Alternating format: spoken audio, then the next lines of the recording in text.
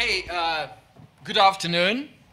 My name is Yanis Arts. I'm director of NATO Stratcom Center of Excellence. And you might have noticed that this part of the world is typically pretty punctual.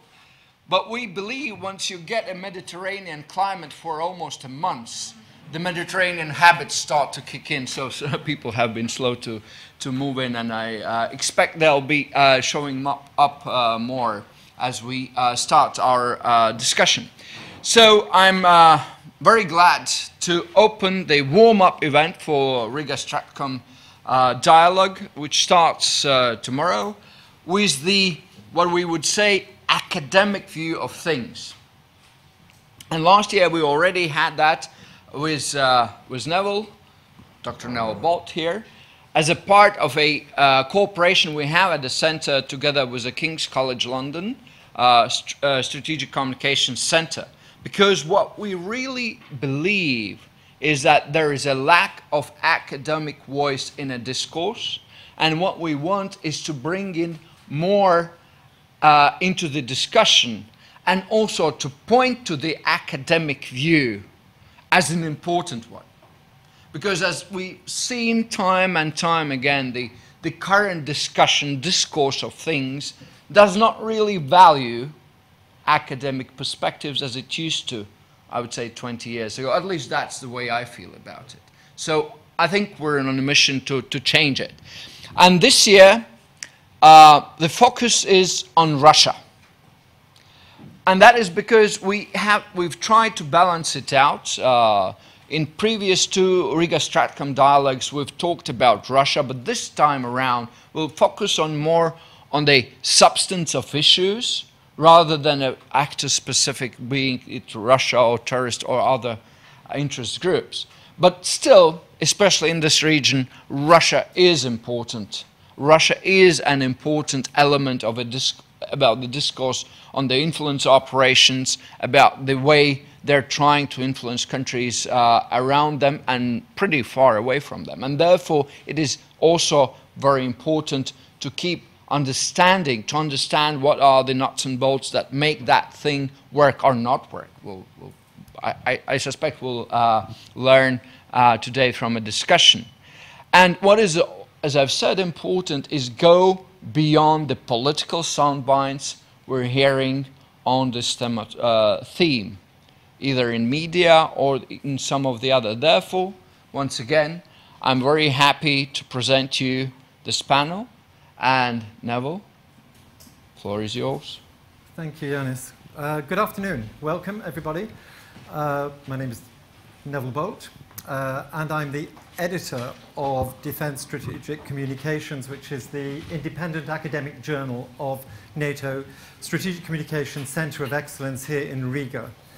And I'm also the director of the King's Centre for Strategic Communications in London. So welcome, everyone. And it occurred to me when I woke up this morning that the date was one of those kind of auspicious dates. It's 11th of June. And I thought, wow, 30 years ago on this day, I was producing a rock and roll show in Wembley Stadium that ran for 10 hours, went around the world, live to 63 countries with many of the world's leading rock and roll artists. And we were all working to counter the evil of apartheid. And we thought that was a big deal. And so I woke up this morning and I thought, well, hang on a second, this is a kind of auspicious day, and maybe this is a much bigger deal, maybe the biggest deal of all, to be sitting here talking about Russian disinformation and the subversion of Western liberal democratic values and systems of governance. And maybe they don't come bigger than that. So we certainly have a panel of world-leading experts to reflect on those thoughts today. Let me introduce you to them.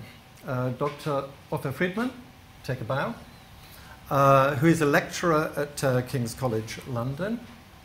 Dr. Andriy Tyushka, who is a lecturer at the College of Europe in Warsaw.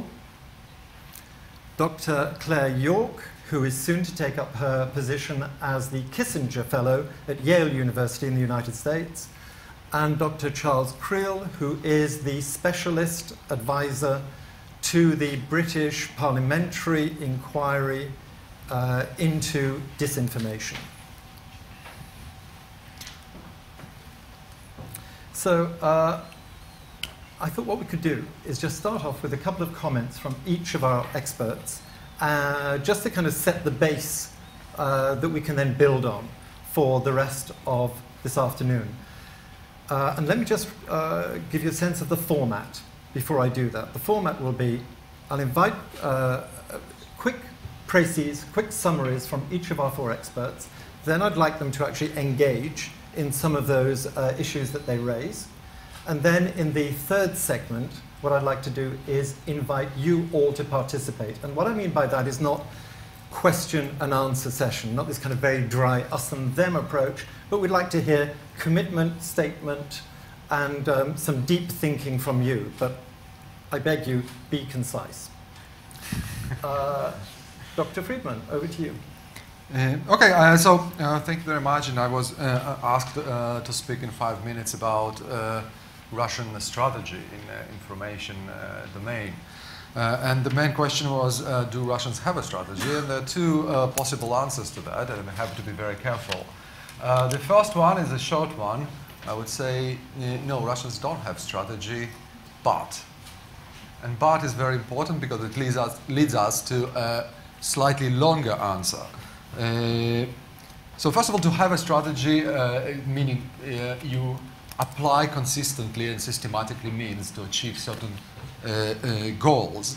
And we clearly can identify in Russian actions very clear goals that they're trying to achieve, which is subvert and delegitimize political establishment of their adversaries. When we're talking about different goals which can be achieved in information domain, we can put them generally on the spectrum between very complex goals, very complicated goals of trying to bring the adversary to your side. This is what we call soft power. And on the bottom of the spectrum, there will be much simpler goals of subversion and destabilization. Basically, you don't care about the results, the final outcomes. The process of destabilization is the goal. And once you don't care about the results, whether it will be pro-Western, anti-Western, pro-Russian, anti-Russian, this is not the target. The goal is weakening political stability of the opponent. So once you don't care about the result, and you support, the modus operandi basically is to support right against the left and left against the right. Support anyone basically who is anti-establishment and is ready to be supported by Russia, which leads us, in other words, that Russia does not choose or control whom it supports. Those who want to be supported by Russia choose Russia. And it's a very opportunistic approach to the affairs, which leads me to the final bit, where I would say once your activity is based so much on opportunism and there is no clearly defined, systematically consistent strategy, any such strategy will be basically a burden for to get more and more opportunities. A better answer whether Russians have strategy or not, I would say Russian strategy is not to have a strategy. That's interesting. Let's develop that as we go through the afternoon. Dr. Tyushka, I know that you're very interested in discourses, stories, conversations that circulate in democratic societies and that we engage in as a way of trying to understand the complexities of politics.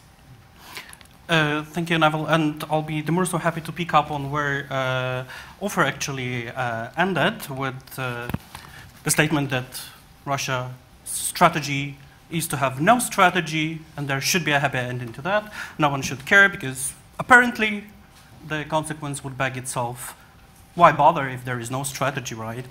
The problem with that is that many of the processes that we observe currently do indeed deceivingly give us an impression that there is no strategy. One of them is being, for example, the fake news hype, which indeed ridicules the very scope and rationale of the whole disinformation campaign, a much more broader political agenda. And there are several layers of this ridiculization, or say diminishing of the actions that are out there observed in the near and far neighborhoods of Russia that give us the impression to think that there is no strategy indeed. Partially, as we can refer to the fake news, this might be true because the whole phenomenon gains its own life as it becomes also part of the business model that basically drives and grows on the attention economy, right? And there might be as well agents that pursue and that engage in fake news spreading just because of their very wish to make money out of this, and there might not be an ideological rationale to that. There is, however, also a way and also the willingness of other agents to indeed spread the falsehoods with the intention. And this is something that we tend not to pay the attention to, the intentional content of the falsehoods. And if there is intention, there should be some strategic thinking, if not a strategy as we know it, behind that. And as Ofer also himself contended, there is a broad political objective. There is perhaps not a single command control center. There is perhaps not a single organizing principle that we would expect to be. However, there is a broad political objective and a whole array of tools that are deployed to that objective. And this is where the first level of radicalization, that is to say, disinformation to fake news, fails to explain the Russian behavior. And it also ends up upon the second level of radicalization, where we also think that, well, the whole current malaise with the Russian challenge is basically the disinformation challenge, tending thus to neglect all the others activities that are out there. And I'm talking not only about the classical economic coercion or energy coercion, but also very other instruments of political subversion, and also spreading the falsehoods behind the media,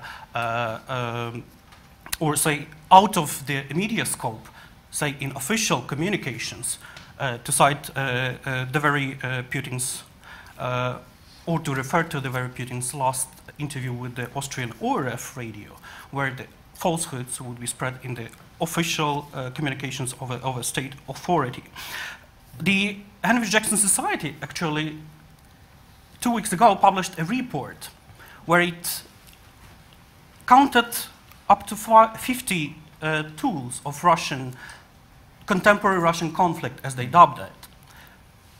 Interestingly enough, the report was right away taken to the debate in one of the popular TV shows in Russia on Russia 24, or no, on Russia 1, which is basically the 60 Minutes TV show.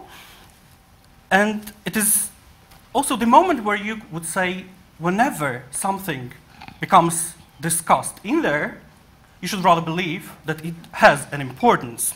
Thus, when we have a broad political objective to destabilize whatever, and if we have a toolkit of 50 or so, say, means, apparently we would expect that a strategy would be necessary to coordinate it all and to bring upon the result, the more so that the strategy is therefore to pursue specific goals whose success should be, in principle, measurable. The thing is that with Russia, we don't have this clear-cut case, and this is not least because the objectives are not specific.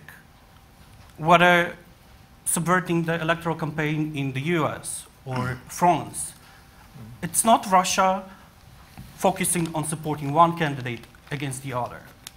It's the Kremlin focusing on distorting the local consent, the local confidence in the institutions, domestic institutions, but also the institution of democracy, broadly speaking. And this is what leads us to contend that there is something more to this very intentional spread of the falsehoods and the disinformation as a manifestation of it than a simple free riding on the opportunism. As we shall see it later on, Russia's strategy of not having strategy, if we may dub it for a moment like this, relies as much on opportunities that present themselves as it relies on the very internal capabilities of having an input here and there to distort the local processes, which is known under, mnogohodovka, term, the multiple moves. Moreover, you would also be perhaps willing to refer to combinatia, or combining every possibilities and every tools that are at the disposal, be those military, be those non-military, to pursue the goal. That all comes to basically give us an idea that the reserve space for what we call a double discursive subversion, that is to say a narrative, an information warfare that is fought together with the narrative warfare. To illustrate the case, in 2006 perhaps, some of you or all of you remember there was a new political idea born, the idea of a sovereign democracy, right? Of a managed democracy.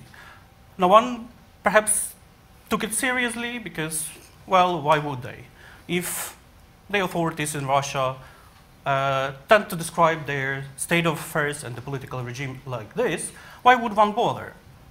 But what would you say if in 2016, just 10 years ago, the idea of a liberal democracy appears and it is already being well received, if not to say widely received, but it is received and it is practiced within the European Union, in Europe. How did we got there and how did we end there? Well, basically, oh yes.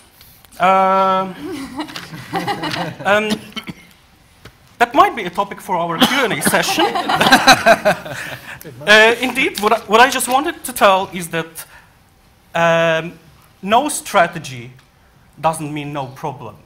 No strategy means a bigger headache for, first, there is no single source where you could find and identify the objectives and the means, which also supposes that they are fluctuating and no one can tell when they are reached. Secondly, opportunism and Russia's keen interest on exploiting domestic, not to say discontents, in some countries this might be also cleavages, this might be also separatist movements, and so on. Yes, pretty much. But there is also something like passionality on the part of multiple Russian agents, that is to say the drive to do something to contribute to this deceivingly non-existing strategy, to also back the Kremlin's favor, but also to, out of patriotic of other considerations, contributing to the country's policy line. Good. All that combined, yes, just tell us that no strategy means also that anything will do that can help distort, subvert the political order that Russia finds hegemonic, imposing, and unjust, and humiliating to itself for many reasons. Andriy, thank you. Thank you. So so we're talking really so far about the messenger. Let's have a think about who's on the receiving end of this. And Dr. Yorke is a specialist. Her research focuses on empathy, on emotions. And I think what I'd like to hear is a little bit about democratic populations and their emotional sensitivity, vulnerability. Is that right? Yeah. So yes, I'm not a Russian expert. My work, as Neville has said, is on empathy and emotion. And I think what's so interesting with this debate is how it reveals so much about emotion within political discourse, which I don't think is anything new, but I think recent events have really put it into stark relief in another way. And so in my 5 minutes, I want to just cover 3 brief topics. Firstly, I want to look at this idea of emotion and why it's so important to how we understand strategic communication. Secondly, I want to look at some of the competing trends and dynamics that we have in this space and look at them particularly, as Neville said, through the lens of emotion and democratic societies and the vulnerabilities therein. And then thirdly, to turn to this idea of empathy and why empathy and understanding is so important to kind of moving forward in this. And so firstly, I think emotion is so important in this because it's such a human feature of the way in which we interact with others. And there's a tendency within political science and international relations to talk about interest, to talk about realist politics, and to kind of quantify everything. And in so doing, we often remove the very human, emotional dynamics of the way in which we interact with people, the way we respond to people, and how we feel. And I think, people like Antonio Damasio have spoken of the way in which feeling underpins our thinking. We think certain things, and in part it's related to our gut feelings, the way in which we respond to the world around us, and vice versa. Our feelings are informed by the way in which we process our thoughts, and they're kind of this interactive, symbiotic process. And so to kind of separate emotion and thinking into kind of rational and irrational is, I think, a false dichotomy, and it's something I think we really need to move away from. We have to understand the way in which emotion shapes discourse and shapes society, the ways in which people can tap into very positive emotions. If you look, for example, at the way in which President Obama was able to create this campaign of hope, and how a lot of people got behind this idea of hope, and that rallied people, and this kind of emotional power says something. And again, I think within this space is also very powerful dynamics of fear, which everybody knows, kind of particularly from a political science and IR perspective, underpins a lot of international theory about realism. This idea of fear and how people respond to fear. But I also think what we need to insert into that is pride and grief and shame and humiliation, and a far broader palette of emotions that people respond to, that kind of shape the way in which they view and interact with messages. And I think we need to be asking, if there is seen to be this problem with information, why is it resonating? Why is it that different societies are finding that it has traction with them? Why is it that it speaks to them? What are the vulnerabilities? And I think, to come to the second point, is that there's, at the moment, a number of competing trends and dynamics. And I don't actually think they're new. I don't think they've suddenly emerged onto the scene. But I think what we see is this kind of real mix, a real mixture and a disparity between people's expectations of what they should be living and the reality of what they're living. I think you've got kind of discontent over financial situations, socioeconomic situations. I think this is kind of universal across kind of Europe and North America, and I think much more broadly, kind of the sense of people not knowing how to interact with evolving technology, what it means for their lives. What does increasing automation mean for jobs in Rust Belt areas in America? What does that mean when something that your family has had in a trade that a family has had for years is suddenly replaced by a machine? How do you then replace that? What does that mean as well in terms of kind of the pride you have in your industry, the pride you have in your skill set when your skill set suddenly becomes obsolete? How do you replace that in communities and societies?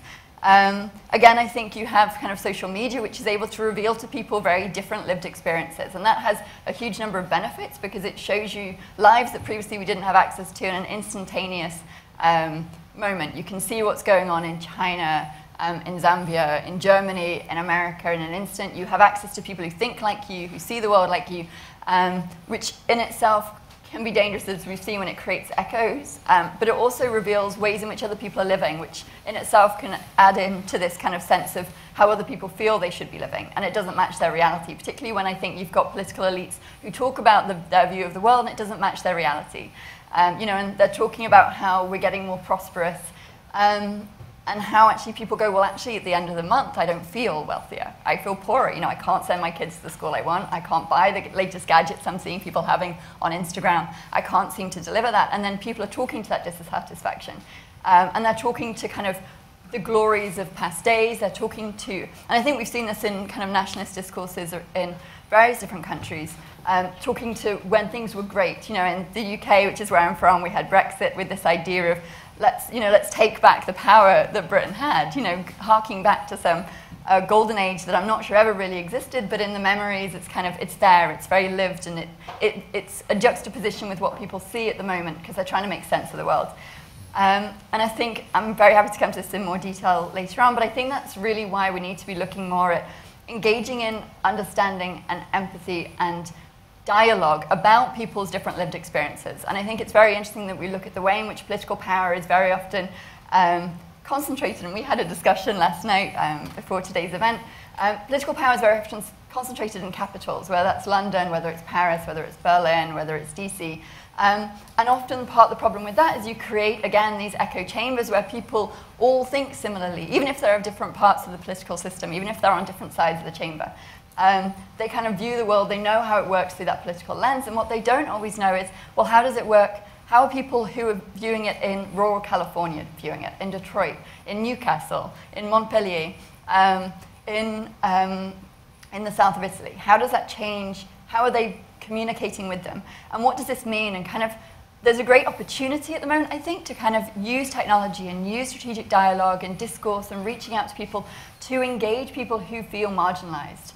But I think that really requires a certain amount of self-reflection on behalf of the political kind of classes, and also those who do strategic communications, who do military, who kind of are within the military and do it and working within that space, to not only explain how they view the world, but to be willing to listen to how other people view the world and how they view the difference, and seeking to kind of bridge that divide and kind of find somewhere where it is much more an area of compromise and accommodation with one another. And that will mean painful discussions. That will mean having to be aware of conversations and points of view that maybe make us uncomfortable, but then it's only by engaging in that dialogue that you're then able to kind of work it through. And I think that's what's so interesting now, is we do have this kind of confluence of various factors. I think technology exacerbates that, and I know you're going to speak far more to that. But I think it's also really key to acknowledge that people are not only motivated by material interests, they're not only motivated by finances and economics and jobs and these kind of very quantifiable aspects of data. There's a danger that we move to a position where we see people in terms of data, particularly in communications, and it's all quantifiable demographics. It's actually about the emotions as well, kind of how are people responding? What is it that elicits grief? What is it that elicits humiliation? Why is humiliation such a potent force in getting people to do things that are maybe counterintuitive?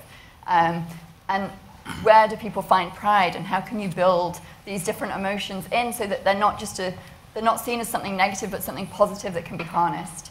And so with that, I think really my question is to you all, how can governments and people in the Stratcom space begin to harness those more effectively to bring about something that becomes much more resilient in the face of perceived threats, whatever they may be? Dr. Yorke, thank you. And I'd like to turn to Dr. Kriel, and for him to look at what are the routes to market? What are the key technologies that pull these strategies, tactics, techniques together? Thank you, Neville. So it is very much, or what I would like to speak about is very much about this path, how we get from Ofer's no strategy and yet a great deal of tactics and strategic operation happening to what I would almost call the emotional vulnerability of the audience that is trying to be reached by what we would consider in this room bad actors around the world.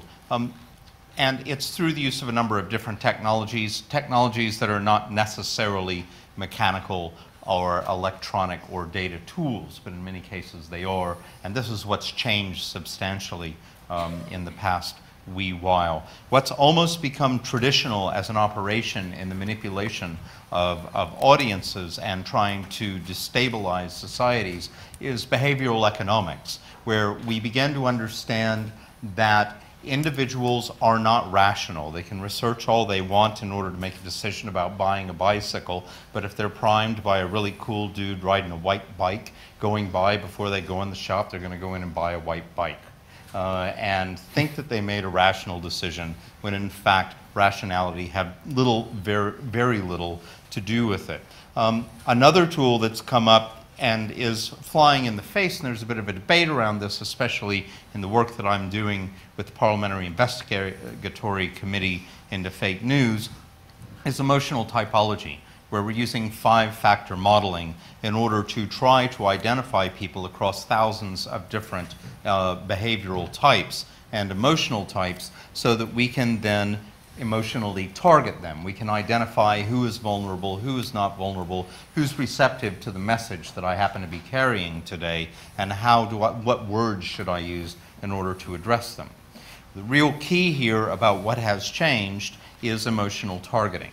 And that is the use of social media, and I would say primarily Facebook, who verge up into the territory of nearly being a bad actor themselves, if by no other reason than their laissez-faire approach to the deployment of their platform. Through something like Facebook, I can emotionally target a number of people with different messages, and the message that I send is the message that they will most be receptive to.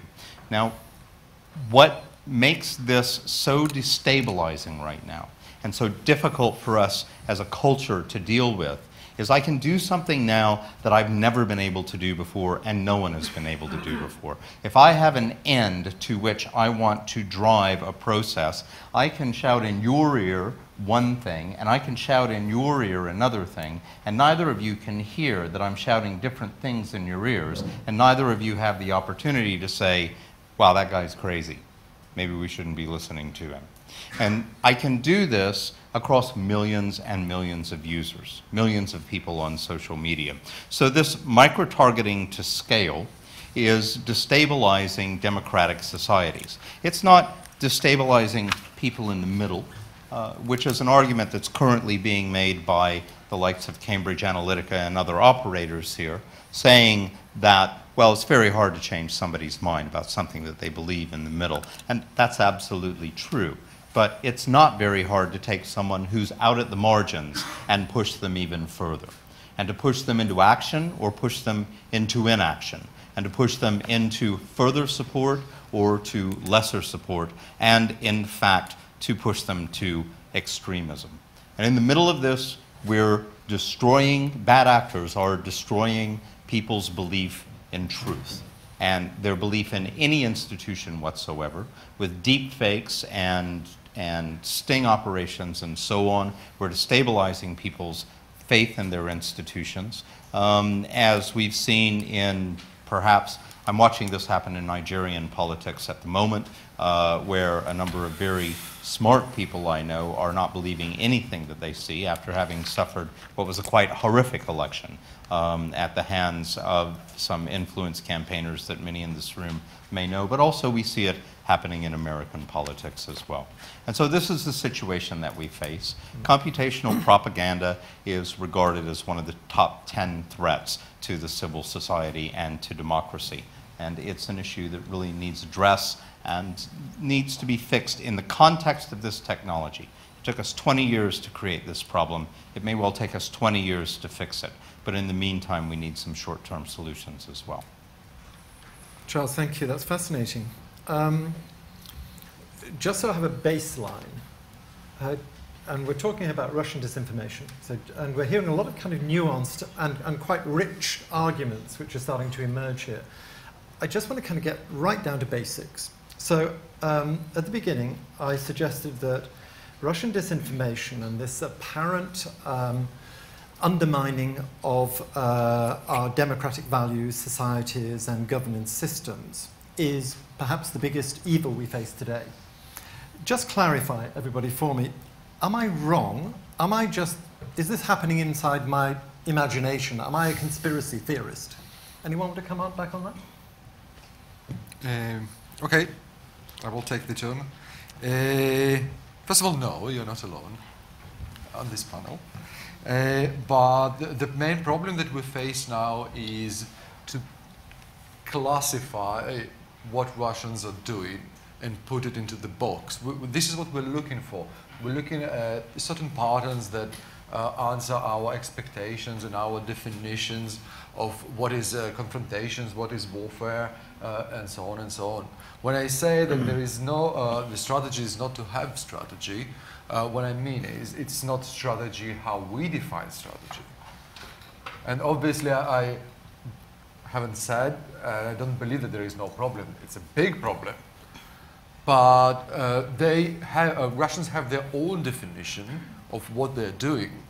And we're constantly trying to put it in a certain box of our which we created by ourselves, and it doesn't fit any of them. It's dangerous, yes. It's destabilizing, yes. It's based on our own feeling of insecurity and fear and all the emotions of disappointment from our political elites, which Claire talked about, and Russians are very good in exploiting these vulnerabilities. And coming back to what Charles said at the end about micro-targeting, which is very technological way of shaping or trying to shape political behavior of people. If you force me to define a Russian strategy, this is what they do on a big scale. It's about micro-targeting certain communities, different communities, and shouting at as in the Charles example, shouting to their heirs what they want to hear. In all different sets of countries, regardless their political views of these specific groups. As far as the anti-establishment, they're ready to hear what Russians are telling them. They're ready to accept their support. They're ready to pay it. Andriy, do you buy that? Yeah, but I probably need to be very careful in answering that, as this might be caught by some of the broadcasting and next, say, reposting media, including in Russia. But if I was indeed commenting on your take and on your question from that very side, I would say, well, you're simply a Russophobe, because this is a stigma. This is a stigma that these days comes to be very popular in dismissing any critics whatsoever. And it is also one of the ways that Russians are keen on deterring any critique, but also any action and reaction. Look, first, the Russophobia label emerges, and anything that you discuss with regard to Russia's blatantly disregarding behavior, that behavior that disregards the international rules, would be labeled like that. Some weeks ago, you would see Jean-Claude Juncker inventing another term, Russia bashing. So you see how that evolves and also is being received in here. So now, you are either a Russophobe or a Russia basher. And I would say that, you know, if before 2014, any discussion, any focused discussion of the Russian challenge that was happening here in the Baltics, in Ukraine, in other parts of the Russian neighborhood, that was quite feeling and also grappling with this challenge that it has been constantly facing since 1990s. I mean, it's not something that appeared only in 2010s. Yep. It changed the character in 2010s and so on. But after 2014, I believe that any discussion of the Russian challenge, and especially in the information and in the narrative warfare context, is more than necessary. The more so as Charles too pointed to the very danger of this micro-targeting becoming a big business of big data psyops. Indeed. Can I quickly change my I just hope that, you know, my take will not be caught saying you are a Russophobe, and this will be circulated in all the Russian media. It probably will be. No, I'm sorry for that. I'm sorry for that. Talking about, I will change my answer. Talking about the circulation among Russian trolls, fake news. You're saying fake news. But can I just jump in here, because I know that we're supposed to be discussing Russia, but I think it's a mistake for us to hang all of this on Russia's door, because we have a number of people who are collaborating with Russia. They might not be collaborating with Russia because they've met with Russia and they've made a decision to collaborate with them. It might just be a convenient collaboration with Russia, whether it's a troll farm that exists in Poland that is operating for a pure capitalistic notion and is trying to drive clicks. Yet that is still a collaboration with this destabilization. Perhaps it's an influence campaigning organization that's trying to drive an election in a Western country and is trying to drive populism. That is still a collaboration. Or perhaps they've actually met with Russia and decided to take money. That would be a collaboration as well. But there are a number of Western actors who are acting in this way. And I do think, and I speak only for myself, not for the select committee of Parliament, but I do think that we need to view some of these collaborations in the way that historically we viewed collaborations when you collaborate with an enemy working against your own country. And that criminal investigations need to be conducted and real punishment needs to be meted out. That's a very strong response. That's strictly my personal opinion. It's not the opinion of any organization I'm affiliated with, and retweets are not endorsements. Claire? I'm going to take that centre position of it's complicated, because I like the grey space. That's the academic. I think the bigger challenge is the growing disparity emerging in societies between people's ideas of what their country should be and what their lives should be. Because I actually think there's a danger that in looking at Russia, it's a deflection tactic. I mean, that doesn't mean that it's not a problem, but I think we've got to look at why is it that certain messages are resonating, like I said before. What is it that people are holding on to that they are not getting within their own societies? And I think there's a growing disparity in wealth, there's growing disparity in opportunities and access to opportunities. And I think that in terms of developing a longer term strategy in order to make more resilient societies, it's about addressing those fundamental failings at the moment within societies themselves that are able to be exploited by various actors, whether it is Russia or anyone else. You know, I mean, I think there's a reason why, particularly in the UK, the Brexit campaign resonated with it. It wasn't all, that wasn't all Russia. That's been going on for years, for decades. And that begs the question: why are we having this conversation today? Why now? What suddenly happened? Can I pick up on that? Yeah. In my opinion, what has happened is, since the end of the Cold War, in Russian interpretation of the end of the Cold War, they lost due to the information campaign of the West and Russian leadership weakness to deal with this information. So it's not all blame on the West, it's also Soviets or Russians couldn't deal with that. And since the end of the Cold War, since the late 90s and especially since the mid-2000s, they were trying to analyze the lessons and develop new concepts and so on and so on. And history proves that the best students of the previous war is those who were defeated but not integrated or not conquered.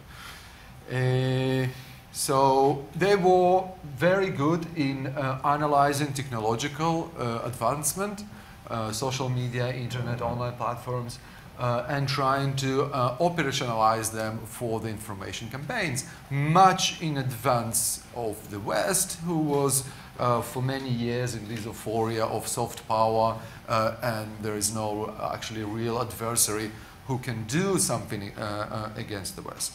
And once the relations derailed for different reasons, Russians basically employed or deployed all their capabilities straightforward. They were much more prepared. They know the West much better than the West knows Russia. They traveled the West for the last 20 years, having businesses here, have jobs, works, studied, and so on, where the opposite movement to Russia from the Western experts, specialists, and even tourists was much more limited. So they know our vulnerabilities, they know how we build, they prepared their operation art in advance. They knew how to utilize technologies and just did it. And sorry, Neville, there's some very good work out there about how this works in elections as well, around the use of technology, that the party that wins then takes all of the operators that they were hiring into their administration. The party that loses suddenly has a lot of operators who are free to go off and develop those technologies further and to set up freelance organizations so that they can work to defeat the incumbent and often find themselves in a superior position in elections. In elections and the use of technology, but this very much relates to what it is that you're saying, and I'm thinking about the United States. But I think one of the other reasons we're having to address this issue now is, frankly, we're being made to eat our own dog food. We've spent a lot of time doing influence campaigning in other countries where we wanted to see certain results, and we've now found this used on ourselves, and none of us are happy about it. There's one of the world's leading sociologists, a man called Manuel Castells, Professor Castells. He, I think back in 2008, wrote a book, Communication Power, and there he talked about networks, and he said there are key individuals around the world who, and he describes them as switchers. Switchers, a metaphor for what happens on railway tracks when you switch the train from one track to the next. And he used this term switchers to denote people who sit between essentially three types of networks. One being politics, another being media, and the other being business. And there are individuals who actually move other operators, other players, other actors between these to targeted ends, to self-benefit. Do you recognize that in what we're seeing? I think indeed we are seeing that. There are people we have created and deployed in our interests for a very long time who are operating in ways that were not initially anticipated, I think. And I think we're seeing this in a lot of places without getting into specifics about it. Claire? Yeah, I mean, I think there's some really interesting questions to be asked around why is it that certain people have greater social capital than others? What is it about what they offer to audiences and societies? And I think it's not necessarily, I think there's a broad spectrum. And if you look at, for example, at Justin Trudeau in Canada, Macron in France, they were both outsiders. You know, what is it that they offered? Even though actually both of them have kind of been through the establishment in many ways, they were seen as outsiders. What is it then about Nigel Farage in the UK? What is it about Donald Trump in the US? That people feel that they're saying things that other people are scared to say. What does that say maybe about the nature of political discourse, about how people are perceiving different people? What is their ability to switch? And what is their kind of reputation or their brand based on? Is it that they're able to offer a better vision? Is it that they're seen as more trustworthy, more credible? Is it that they're seen as more honest? Even if people don't like what they say, do they feel like they're speaking it as they see it? They're shooting from the hip, and is it that that's what people like? So I think there is certainly this kind of, there are certain figures who are very influential in different ways on different platforms. But I think we also need to be asking why? What do they have that enables that influence? What is it that they offer that other people don't, who are maybe in comparable positions or levels of seniority in society? Before we come back to more specifically to Russia, I just want to ask whether or not, in a sense, we're focusing too much on Russia. It's an obvious question. Let me ask whether we should be talking about China today. I'd be happy. No, please go ahead. Go ahead.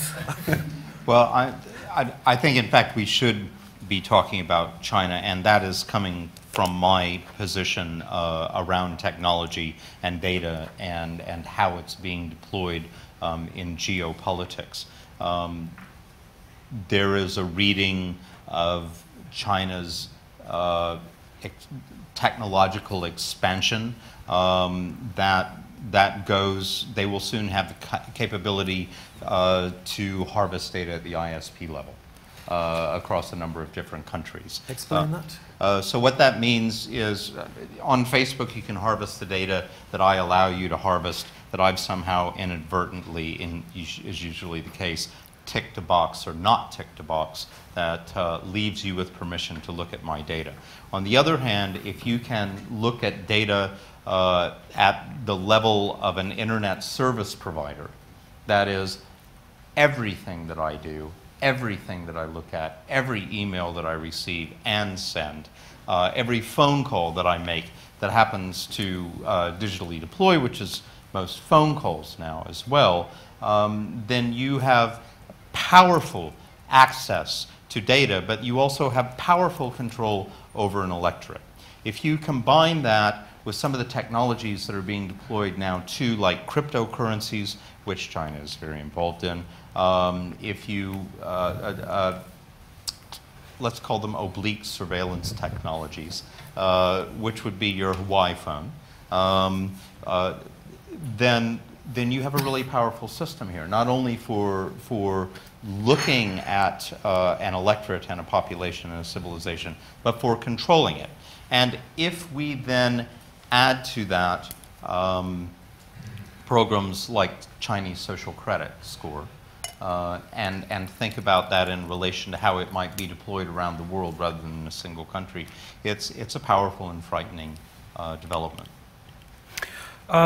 Just to pick up on what both of you gentlemen said, well, looking at Russia and focusing at Russia alone is already too late, because I assume you, Neville, referred perhaps, because of my nationality, also to the case of the Ukrainian secret services staging the sting operation, with the operation with the false killing of the Russian journalist who is now in Ukraine, but there were cases also beyond that.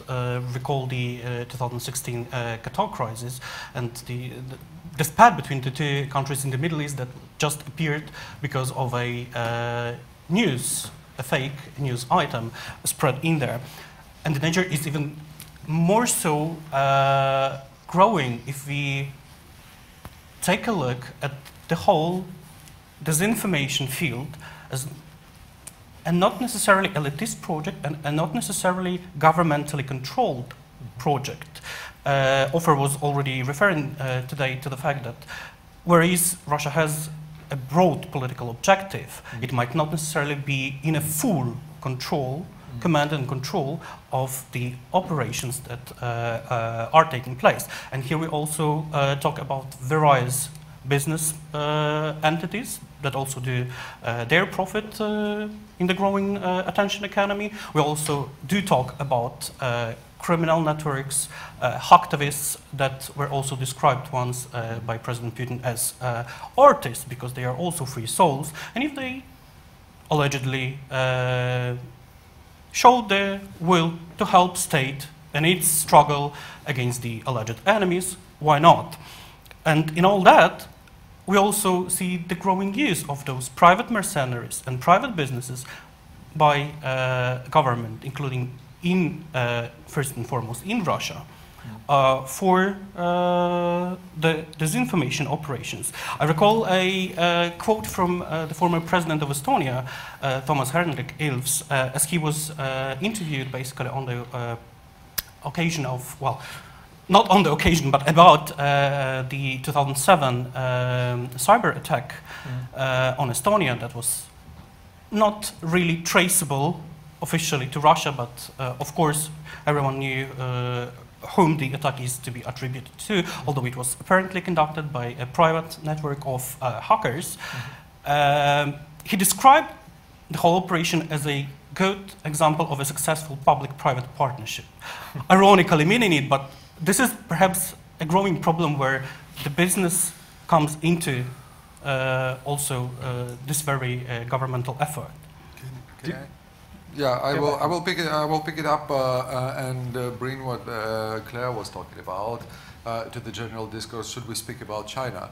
And what are our emotions about China? Are we afraid of China? Do we feel insecure about China? Once we start feeling insecure about China, we will start speaking about China. Are we?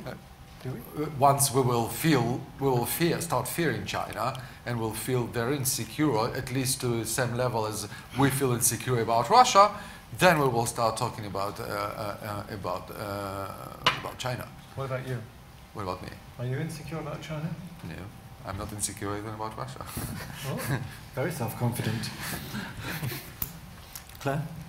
I mean, I think listening to everyone talk, I was just thinking back to some of my archival research for my thesis was on the Cold War, and it's interesting to look at the way in which during that time there were a lot of discussions around perception and misperception, and the kind of way in which we project stereotypes onto other countries, rather than actually properly understanding them.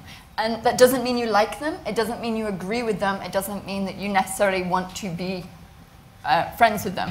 But it's this idea of actually trying to understand other countries' motivations. I think what's so interesting with China is, I think we don't fully understand China. We don't understand their strategy, we don't understand their way in which they approach the world. Chairman Mao in the 1940s was talking about his strategy as a very long thing. His strategy was not a 10-year plan for China, it was far longer, it was 60, 70, 100 years. But at the same time, what I think is so instructive is the way in which in the Chinese discourses, even then, it was this idea of the century of humiliation, that actually Western powers had gone into China, had kind of undermined its power in the region, had gone in, had made trade relations. And this idea of humiliation is, I think, instructive in understanding how they seek to kind of be perceived in the international system. You know, they want to be seen as a great power, and kind of then understanding it. And also, I think, looking at how their strategy seems so much more long-term, you know, the way in which trade relations are done, the way in which alliances are built.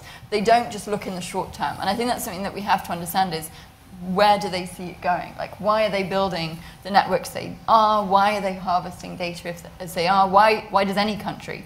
And I think that's what we need to be really looking at is, how do we understand these countries in a way that is both objective, that also recognizes the emotional landscape of them, but that doesn't necessarily mean that you ultimately want to be maybe best friends with them, close allies, but you have to understand, because all these states are operating in the same international system. Whether we like it or not, all these states are going to be involved. They're all powers who are going to want to have a say about how the international system works. So how can we best understand them? Through a kind of strategic empathy, which is what it was called then. I think that's really key. Yeah. Can I just say that on top of China, however, I think there and Russia, there are actors within our own Western society that we need to be keeping an eye on too, whether they're commercial actors who are driven by a profit motive, whether we're talking about incredibly wealthy people who would like to shake up the system and reform it in their own way, or whether what we're talking about is organizations taking on large amounts of Chinese investment in order to deploy systems for data scraping and the like. I think that we need to be paying attention to this. And also, at some level, at the policy level within NATO itself, whether we're seeing decisions coming out that operate in the best interests of NATO and the best interests of our pluralistic democratic society. Exactly. Before we open this up to everyone in the room, just clarify one thing for me. So 3 months ago, in the UK, there was an attempted poisoning using nerve gas on a former Russian spy. And the British Foreign Office subsequently, in the following 3 months, they tracked forensically, carefully, 31 different, and I mean conflicting, accounts explaining what had happened in that event, and they traced those 31 different accounts back to Moscow and St. Petersburg. On the MH17, the downing of the airplane, MH17, the European Union Strategic Communications Task Force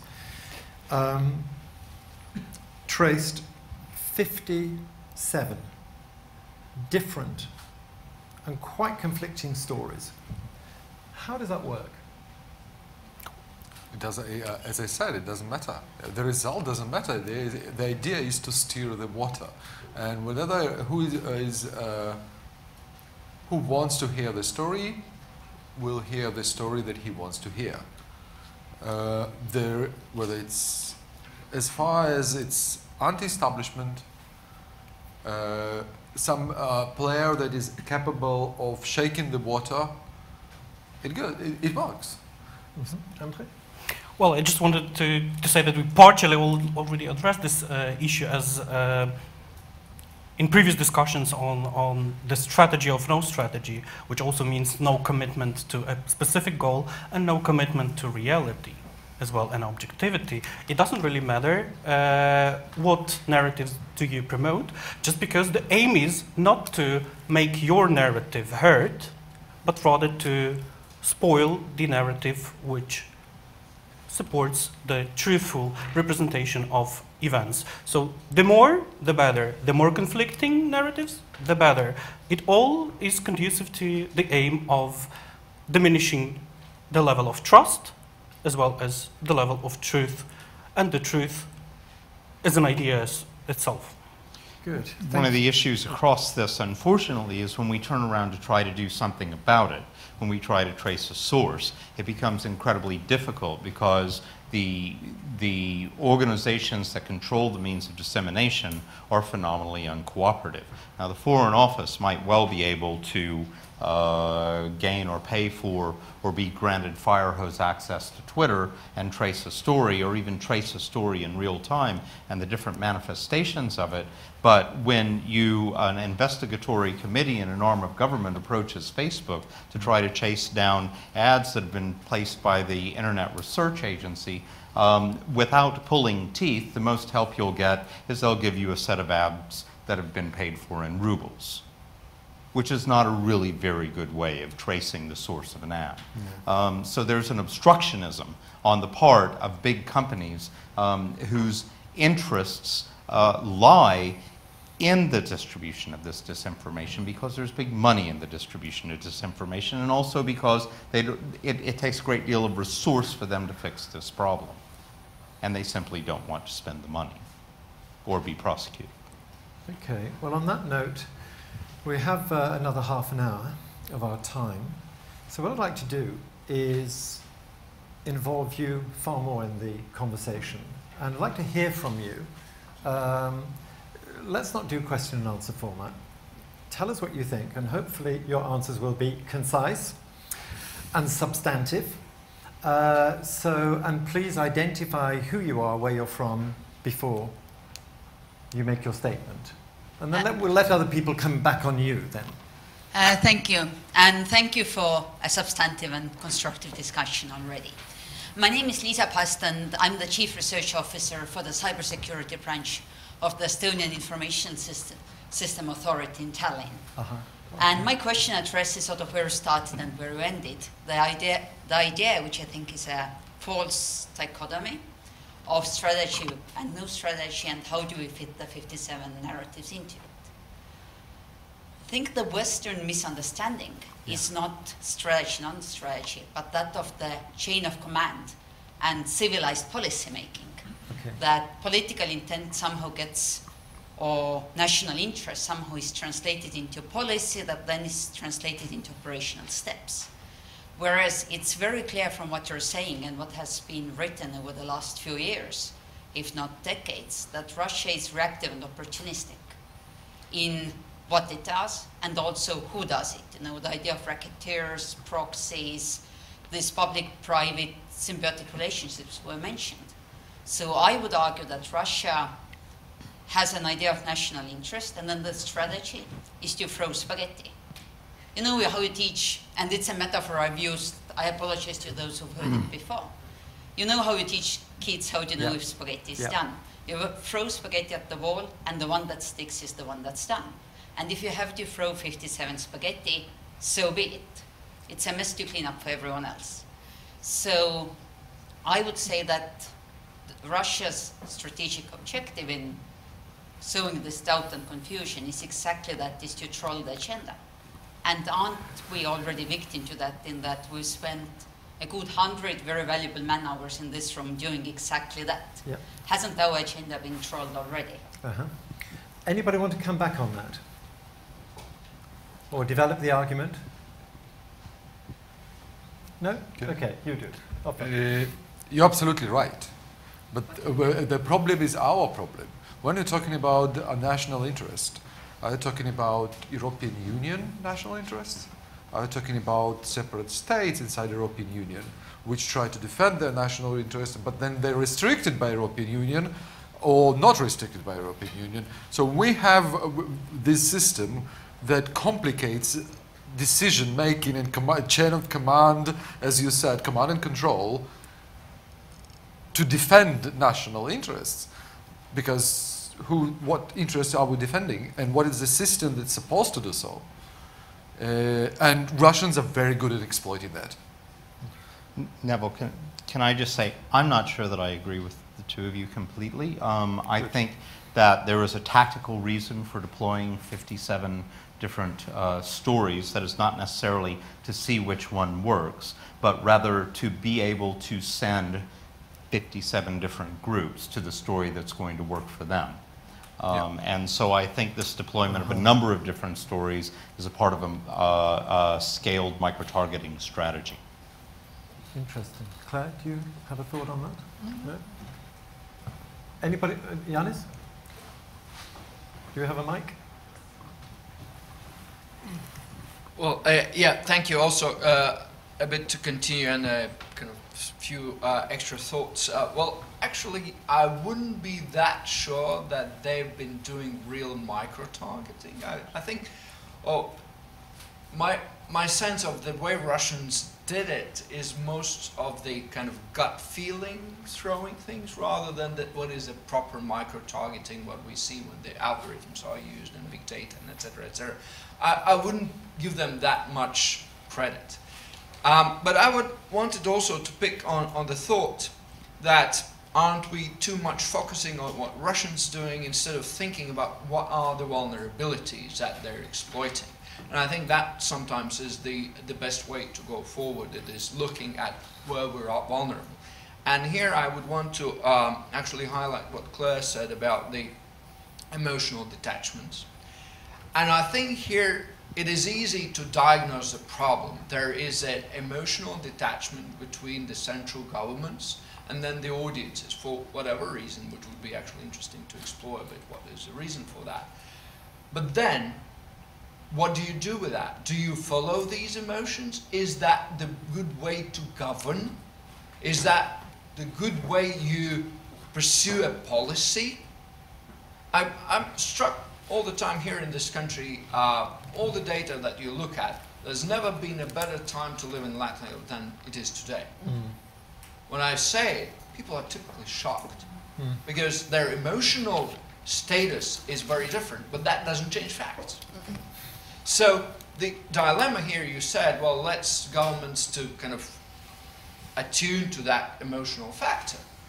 But then if you go that road, you actually destroy the notion that fact is really do matter.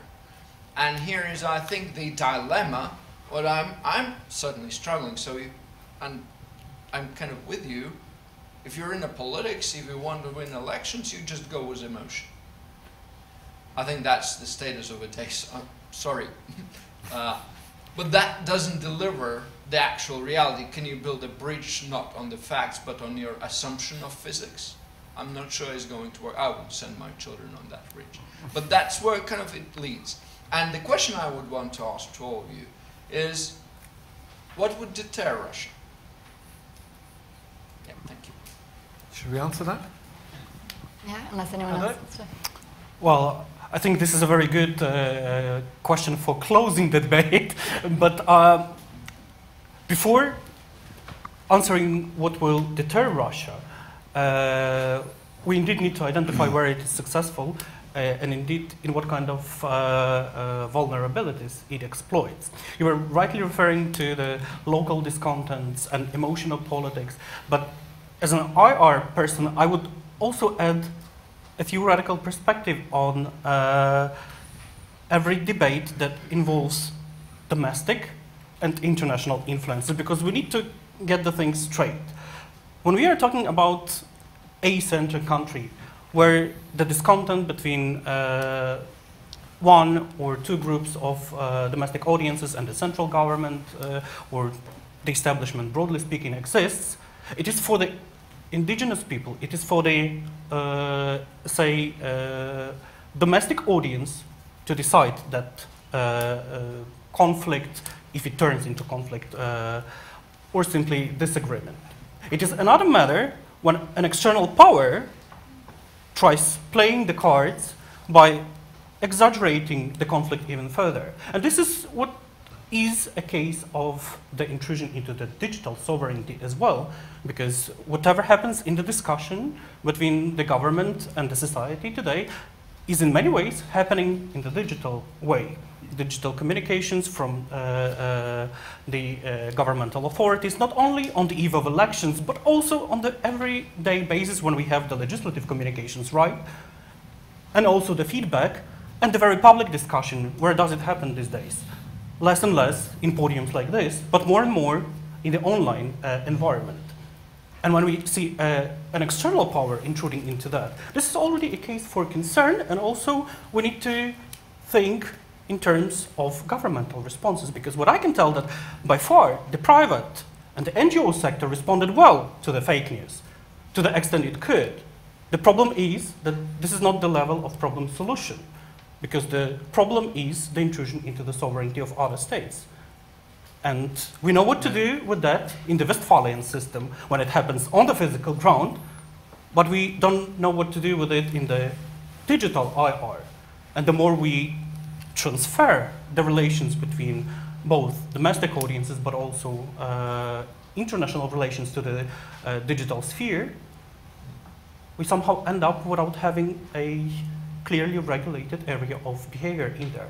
And I believe it all starts with the political will and of the governments. I'm not saying all the governments, because some of the European countries, here included, have shown a proactive approach and understanding as well of what it implies in broader terms to face this challenge. But in most cases, there is also a simple disregard of the problem because, well, it's not happening. It's just happening in your heads, as you were saying, like, am I right to exaggerate this challenge? Maybe there is nothing happening. Indeed, but I will use again the case of sovereign democracy to a liberal democracy mutation.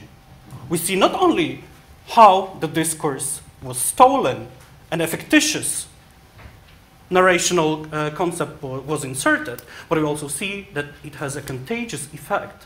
And now, a liberal democracy has its place, thankfully not widespread place, in Europe, so not only in Russia anymore.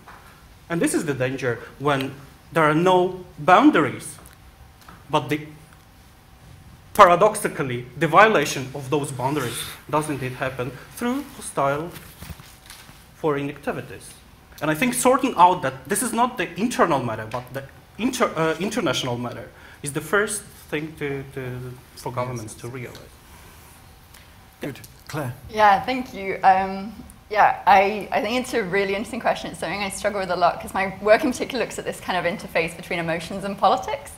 And I think a lot of these get to what you fundamentally believe are the essence of human nature. And for me, I think people want to be recognized. They want to be seen and they want to be heard. It doesn't matter whether they're in a small community miles away from the political capital. People want to feel like they belong. And that's why identity politics is so powerful, because it gives people a sense of belonging. It says, I see you, I see your grievances, I see where you're coming from on your history and how you view the world. And that's why it's so powerful.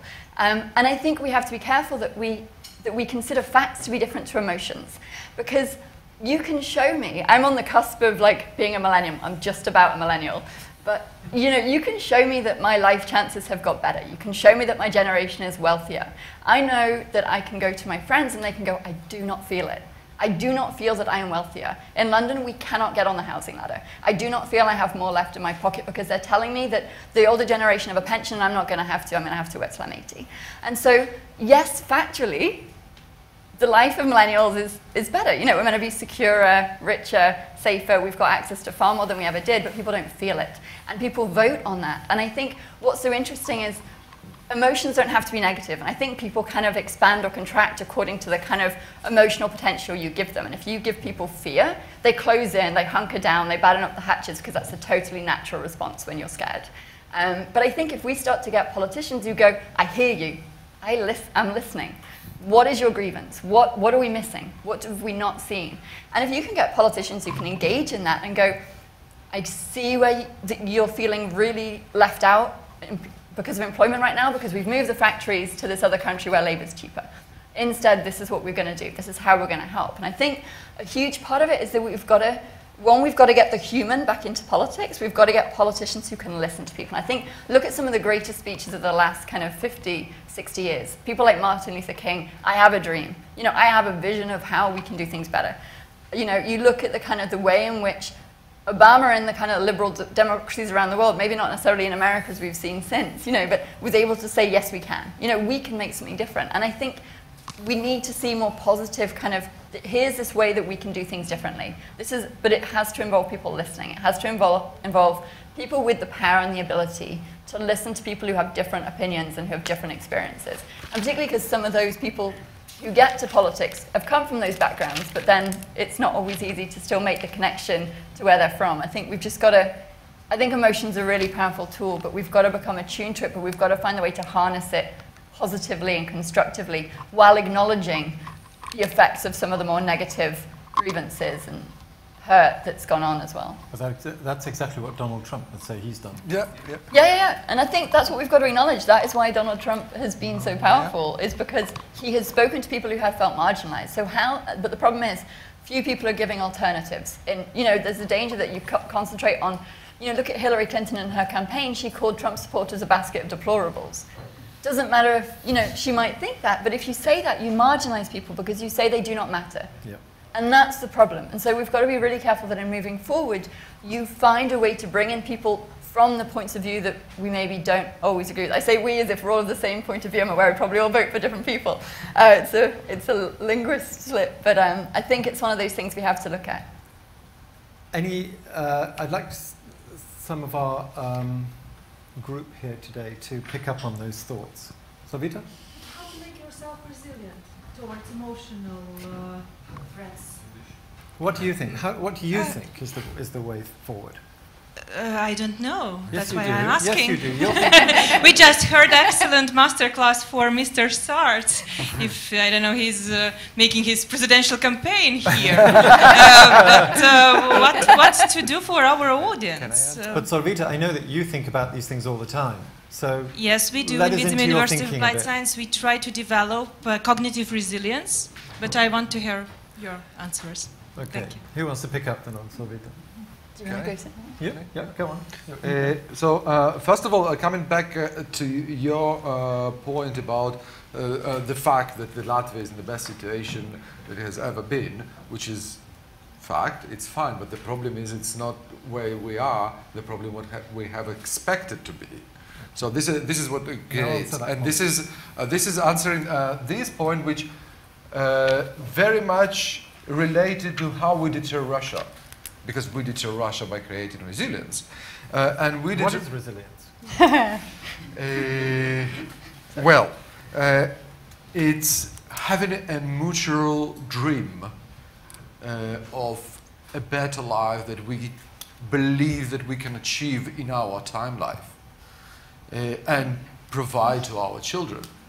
And I think the best way to this is actually identifying these social, political, economic gaps in the society and trying to breach them.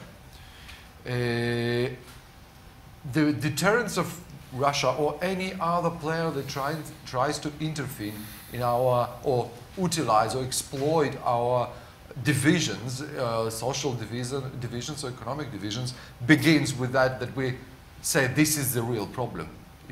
Russia is a problem, yes, but actually the problem is our divisions inside society.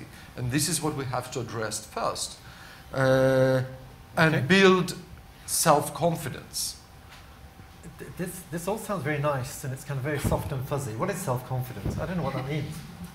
I'm very self-confident, but I don't think I can hold back Russian disinformation just by being self-confident. Do you think Russian disinformation influences you? Possibly, but I don't know. Maybe it's so clever I don't even realize. Charles? Not to oversimplify it, but in terms of deterrence, when it stops working, they'll stop doing it. And there are a lot of different approaches to take on making it stop working. One of them is very much about building resilience and folks having critical understanding of what's going on around them. We almost need a Marshall McLuhan for this age that we're living in at the moment to make that make sense. But simultaneously, we can take aspects of the way that our society communicates with itself that are easily exploited by bad actors and start making some changes to those and demand some changes to those. And Silicon Valley has gotten away with a lot, not a little bit, but a lot. And they've made some terrible mistakes by deploying products that weren't fit for purpose and weren't ready for our society. And they broke a lot, and they broke it fast, and they've broken a part of our democracy. And we need to fix it. So I'm going to pick up on this idea of resilience as well. And I would define resilience very briefly as the ability to withstand hardship while recognizing that hardship is inevitable. Because I think societies are going to go through difficult moments, just as individuals, you know, like with your own personal resilience. You go through some knocks and you kind of get back up and you become more resilient because you know that you can get through it and you know that you can withstand it, but you also recognize that there are going to be things that are painful. There are going to be people who will threaten us. There are going to be people who hurt us. There are going to be people who do not match our expectations, but it's that ability to weather it. And for me, I think it's really about building in emotional literacy. And we have this problem of we do not talk about emotions. And I think what's interesting at the moment is we're going through some really interesting discussions around gender, around the Me Too movement, around feminism, around equality between men and women more generally. And I think what's interesting is emotion has often been ascribed as a female tendency. And I think men need to reclaim emotion. And you need to get it that men no longer view emotion as a weakness and that we're able to kind of say, you know, I'm hurt, I'm scared. And I don't mean this to sound like kind of a, you know, a motivational speech in that way, but I think we have to be able to say, at the moment, this is how different groups are feeling, and this is what it means. And it's not a weakness, it's not a feminine trait, it's a human trait. And I think once you start to reclaim emotion, you're going to get much better literacy on it, which means it can be used both more powerfully, both in terms of politically, strategically, but also kind of constructively within societies. But are we not collectively proposing a bunch of 20-year solutions here, 30-year solutions? Yeah. I'm curious what solutions folks have that we can do now. Okay, do we have any suggestions? Yeah, I can speak for one. Please, please do. Microphone? Thanks. Yeah, I mean, I guess I'll use the microphone. I'm an American. If you've been around us, we probably don't need it. All right. So, hey, I'm Nick Bugliari. I'm a U.S. Army psychological operations guy, and I work over at Special Operations Command Europe. Anyway, long story short, obviously, when you're dissecting the problem set with Russia right now, it's plain to see, yes, and we've concurred it's all reactive. So. Maybe trying to emulate them, is that the best approach? So I send that forward to the group as my question, because it seems much harder to emulate their reactive strategy when we don't have a long-term approach with no strategy. So we have public diplomacy at stake. We've got target audience analysis and all of these psychographics that I think, Claire, you really hit on with vulnerabilities and then also behavioral economics as well, that we can tailor to, but it's being reactive is something that I think Russia's very good at. Is that something you see us getting to that 30-year mark out from here, being reactive, or is there another way to do it? Is that a question of commitment or resources? That's a good question. Anybody want to follow up on the next point? Thomas? I will argue it's very much a question of... Sorry. I would argue it's very much a question of commitment. We have had a long debate on Russian strategy or not. I would argue you can make actually a quite clear case that they do have a strategy. On the other hand, we're talking very much about how to defend against strategy when we don't have a single clue about what to do about ourselves and our relationship to Russia. So why don't we just start with trying to get a simple idea about how we would like Russia to look like in 20 years before we start talking about how to combat a phenomenon right now. So. Yeah, that's a very interesting point. Does anybody have an idea of what we'd like Russia to look like in 20 years? I will be controversial and ask a question. Why do we think Russia should be like we want it to be? Mm-hmm. It's a fair point. We have a gentleman there. So I think you are sorry. My name's Nick Israel. I work for the NGO Spirit of America, Hi, and Nick. We're talking about my favorite subject, and I appreciate all of your expertise. Thank you. But I think it's important to look at the scale of what happened, as Nixon famously quoted Lenin in saying, "When you put the bayonet in, if you find mush, proceed. If you find steel, withdraw." And when we look at the scale of the Internet Research Center activities, it's something that's virtually never discussed. But these are like the spaghetti on the wall theory, probing attacks to see what works, what sticks.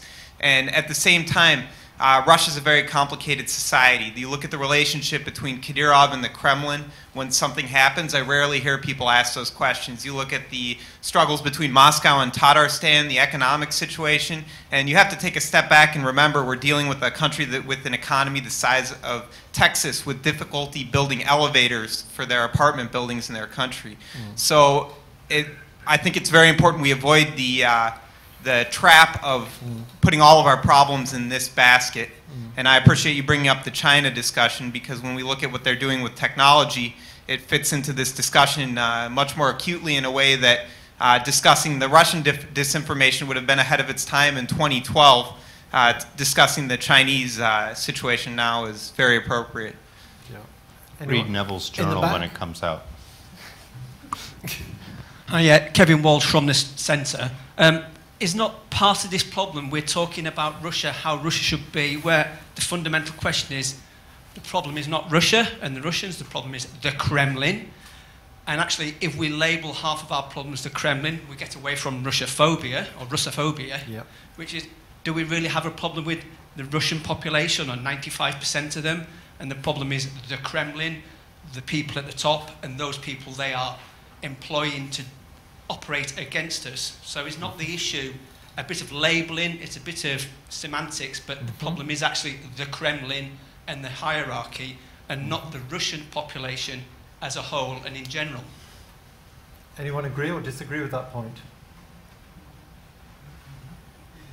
Nick? I know Yanis might have issue with me saying Kremlin rather than Russia, but Nick, what do you think? I agree with this point, and it also shows the need for greater understanding of Russian society. Just like your question is, what do we want Russia to look like in 20 years? I think on a broad scale, those questions aren't being asked, and they're an important part of the conversation. And there's plenty of great Russian people who are victims of very, very many of the same things that we're trying to confront here in NATO. Well, if I may on that, what we want to see Russia, I'm tempted to quote Professor Joe Nye, that we also hosted like 1.5 years ago in a joint event, but he recently spoke at a different event I was at, and he talked about both Russia and China and the powers. And I think he brought a very good historic lesson. Declining powers are extremely risk-prone. Rising powers want to keep it more and more stable because they profit from the system within which they rise. So I think that is, also one point to remember is that as we speak, and also probably that is one of the reasons the way Russia behaves, it is feeling itself inside a declining power, and fastly so. So they're having more risk-prone activity that we see to remedy some of that fall, but what unfortunately I can't see from the way I sit is that they're really trying to address in a substantive way, like economic, innovation, infrastructure, though just about these gesticulations rather than real activities. So that is what is going to happen.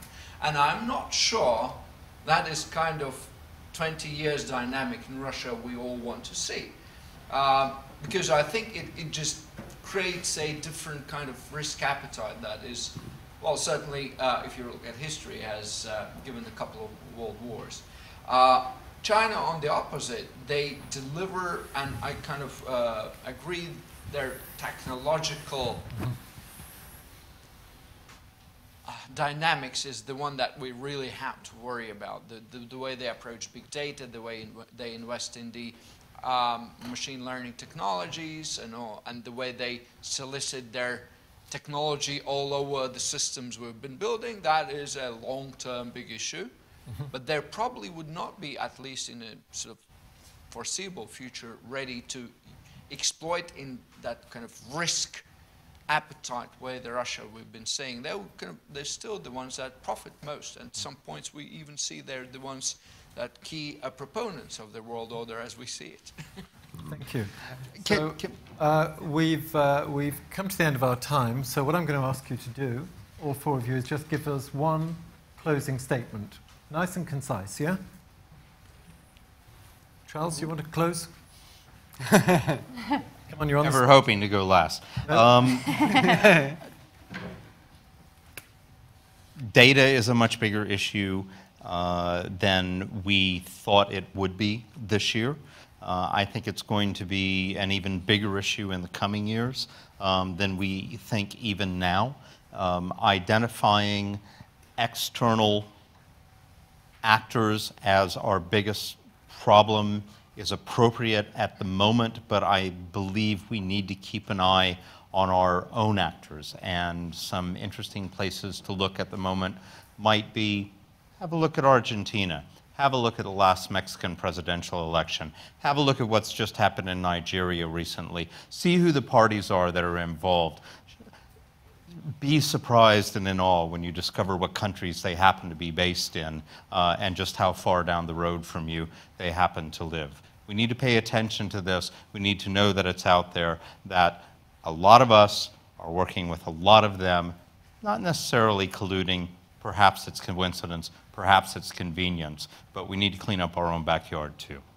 Claire? Yeah, I think you ended on the point I was going to kind of start on. I think we face a number of very different challenges and a number of different threats, both in terms of Russian misinformation, but also I think more broadly societally.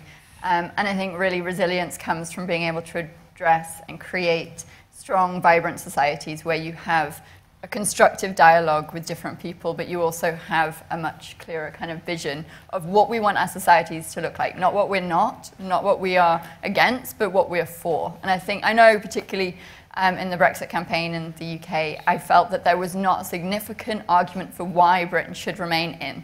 Why are we for the European Union? And that's why I think the Remain campaign struggled. And so I think in building resilience, in countering threats, it's about really building that resilience, being for something, and creating much stronger societies where the disparities are reduced and where we're seeking to address the kind of vulnerabilities and weaknesses within them and understand very different points of view and how they can help construct a much more kind of inclusive future. Andriy? Yeah, go ahead. Andriy, go. Okay. Yeah. I'll perhaps do a bad favor for myself and cite again Mr. Putin, although I believe that citing him is better than citing any of the Russian strategic documents that are written just because they need to be written and presented that they are part of the democratic procedures, seemingly democratic procedures in the country. In his recent interview given to the Austrian ORF radio, Mr. Putin referred and replied to the question of why did you engage in sabotaging the US election? Why did you embark on a fake news campaign in Europe as well? Putin answered the question in an ironic way, saying like, well, do you really believe that fake news can do that? Как низко пала нынче демократия. That is to say, how miserable and weak democracy has become. This is to illustrate the very focus of the chaotic and indeed at times unidentifiable as strategy in classical times effort of the Russian authorities to undermine the very idea that keeps us all together and keeps us all fixated to the hegemony of the free market economy and the liberal order, which makes us also as part of our identification program.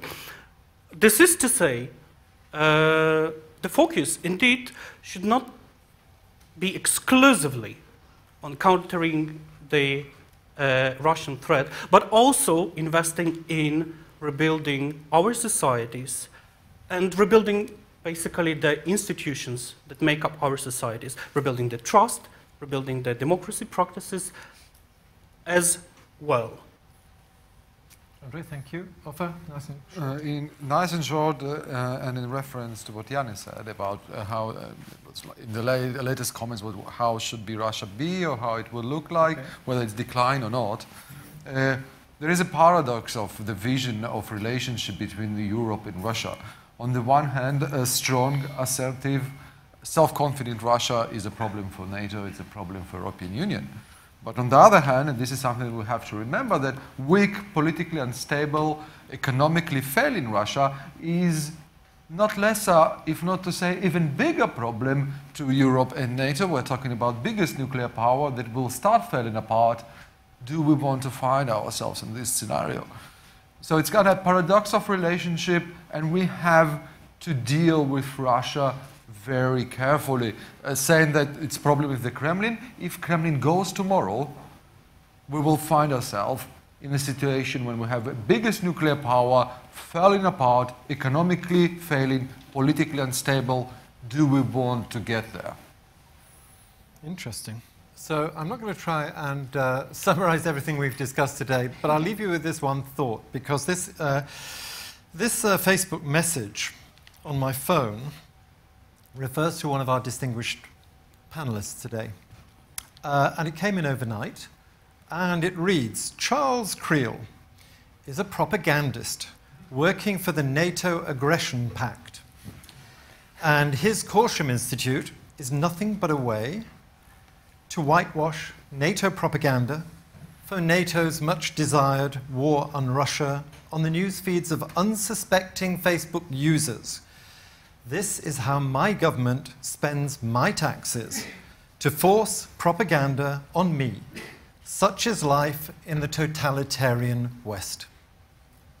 There's a thought to take home. Thank you. Let's continue the conversation over some coffee and tea and cookies. Yeah, tea, cookies. Thank you for being so patient. Thank you, everybody. Thank you.